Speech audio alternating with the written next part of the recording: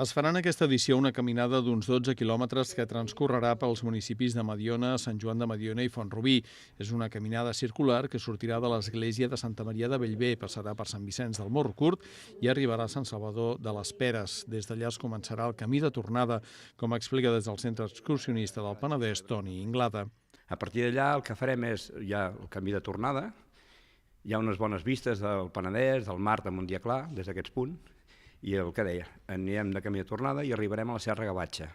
La Serra Gavatxa, tot i tenir-la molt a prop de Vilafranca, és bastant desconeguda i és confluència de diferents torrents i torrentets i conformen un espai natural preciós, perquè està envoltada de molt de bosc i la veritat és que descobrir-ho és un plaer.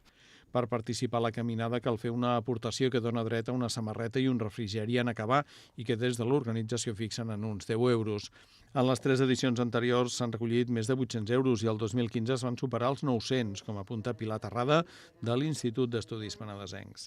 L'any 2014 va ser la primera caminada que es va fer entorn a la Serra del Bolet. Vam recollir 829 euros.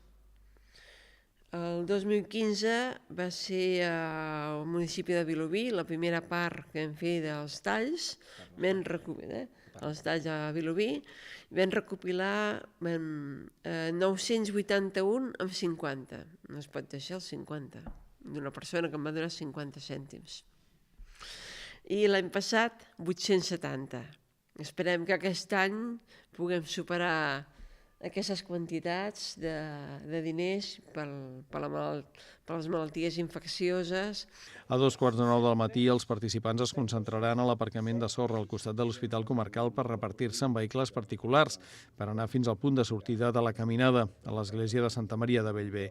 És una caminada accessible a tothom, cal anar-hi esmorzat, tot i que es farà una parada per recuperar forces, i portar roba i calçat adequat per caminar per la muntanya.